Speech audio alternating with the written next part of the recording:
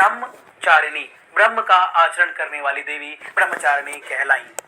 अब मैं माँ के स्वरूप के बारे में बताता हूँ। माँ के एक हाथ में कमंडल है और माँ के दूसरे हाथ में माला है, जिससे माँ निरंतर जप की मुद्रा में रहती हैं। माँ अभयदान देती हैं, माँ मधुर स्वर प्रदान करती हैं।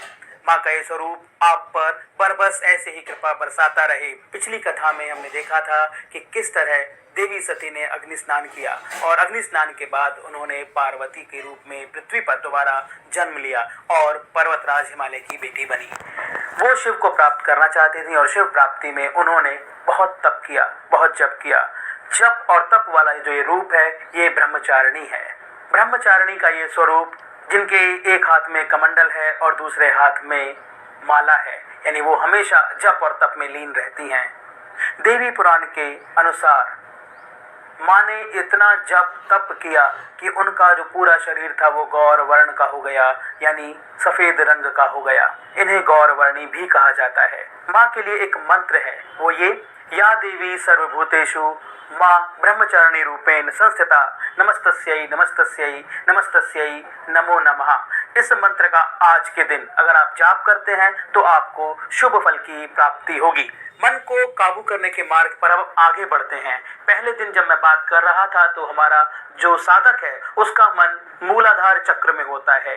मन को काबू करने के पश्चात वो आगे के जागरण के मार्ग पर आगे बढ़ता है और स्वाधिष्ठान की यात्रा पर आ जाता है। स्वाधिष्ठान का अर्थ अब हमें स्थित प्रज्ञ होना है।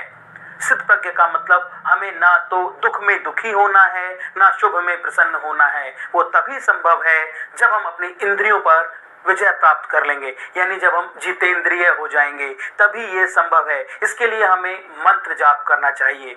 मंत्र जाप यानी जाप कैसे करें?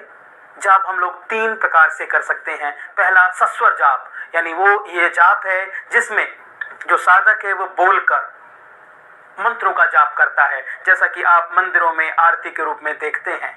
दूसरा जाप है वो स्तुति है, यानी स्तुता जाप, जिसमें सिर्फ आप साधक जो सिर्फ होठ हिलते हुए दिखाई देते हैं। और जो तीसरा जाप है वो है चिंतन या मनन, यानी वो इस माध्यम से मन ही मन में जाप करता है, तप करता है।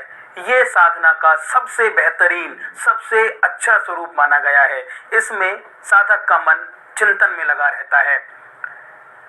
अब इसके बाद करते हैं हम जो हमारी यात्रा थी स्वाधिष्ठान से सहस्त्रार तक की यात्रा है। इस यात्रा में जैसा कि मैं बता रहा था, आपको स्थित प्रज्ञ होना पड़ेगा, जितेंद्रिय होना पड़ेगा। ये आसान नहीं है लेकिन असंभव भी नहीं है। इसके लिए श्री कृष्ण ने गीता में अर्जुन से कहा था हमें क्या करना चाहिए और क्या नहीं करना चाहिए। वो पंक्तियां मैं आपको बताता हूँ। कछुआ चारों ओर से अपने अंग समेट के बैठे जैसे, कछुआ चारों ओर से अपने अंग समेट के बैठे जैसे, चारों ओर से खींच के इंद्रियां एक स्थित प्रज्ञ रहे स्थिर ऐसे। चारों ओर से खींच के इंद्रियां एक स्थित प्रज्ञ रहे स्थिर ऐसे। इंद्रियां जिसके वश में रहे हो वो स्थित प्रज्ञ अनिस्थिर कैसे। जिसके वश में उसकी इंद्रियां हैं वो अनिस्थिर कभी भी नहीं हो सकता। चारों ओर से खींच के इंद्रियां एक स्थित प्रज्ञ रहे स्थिर ऐसे। मेरे परायण आके जो बैठे, मेरे परायण आके जो बैठे, युक्त रहे वो आत्म विजय से, यानी जिसके नियंत्रण में उसकी इंद्रियां हैं वो जितेंद्रिय हो जाता है। स्थित प्रज्ञ होना तभी संभव है जब हम अपनी इंद्रियों पर विजय प्राप्त कर लेंगे।